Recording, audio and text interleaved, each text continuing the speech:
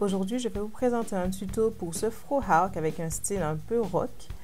C'est une variante d'une coiffure que j'avais postée sur Instagram à la fin de l'année et dont vous m'aviez réclamé à l'époque un tuto, donc je vous le montre aujourd'hui. Ce que j'aime le plus avec cette coiffure, c'est sa versatilité. En général, je garde la base de cette coiffure pendant une semaine et ensuite, en variant les mises en plis, je peux me faire diverses coiffures pour sortir le soir et pendant la journée, je peux porter tout simplement les cheveux relevés et en faire différents chignons pour des coiffures protectrices qui varient un peu de l'ordinaire.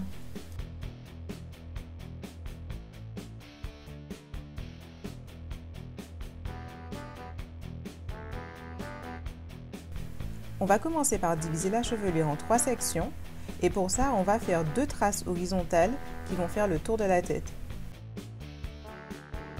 La première sera délimitée au sommet de la tête et la deuxième sera tracée juste en dessous des oreilles. De cette façon, on se retrouve avec une petite portion à l'arrière au niveau de la nuque, une assez grosse portion au milieu et une autre petite portion au sommet de la tête. On va maintenant libérer la section du milieu, puisque c'est sur celle-ci qu'on va travailler principalement, pour créer nos 2 flat twists de taille moyenne, une en haut de la section et une en bas de la section. On va commencer par un côté de la tête et délimiter une portion de cheveux dans laquelle on va faire sa flat twist. L'épaisseur de la portion va dépendre de la taille de la flat twist que vous voulez faire. Moi, j'en veux une qui soit pas trop fine, mais pas non plus grosse.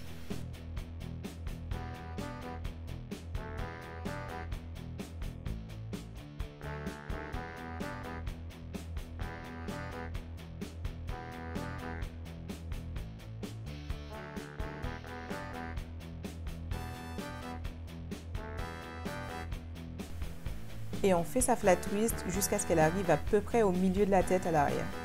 Si vous ne savez pas comment faire une flat twist, je vous invite à regarder mon tutoriel sur le sujet. Je vais mettre le lien dans la boîte de description.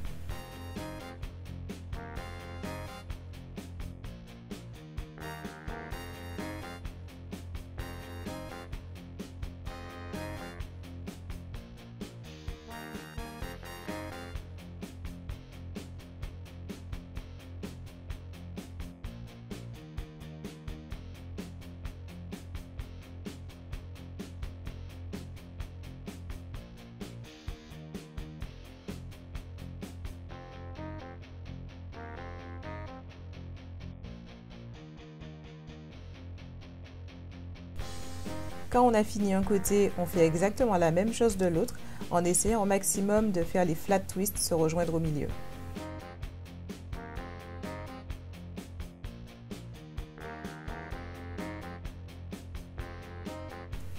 On va ensuite se faire 2 mini queues de cheval, une dans la section du milieu et une dans la portion de cheveux qui est sur la nuque.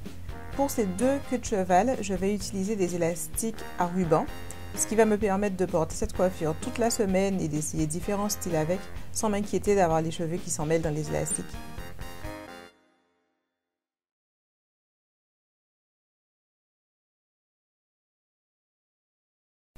Ensuite, je vais utiliser les vanilles pour masquer les élastiques des queues de cheval en les enroulant simplement tout autour.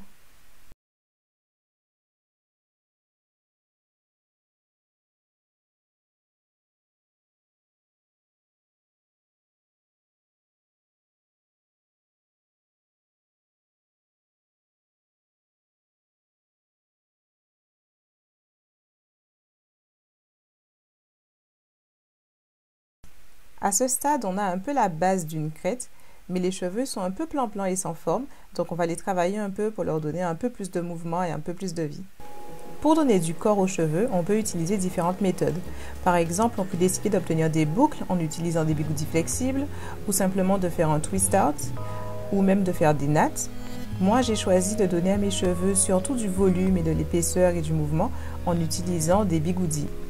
En termes de produits, je vais utiliser le Twist and Set de Design Essential et je vais en utiliser très peu pour éviter que la texture de mes cheveux ne réapparaisse dans ma mise en forme.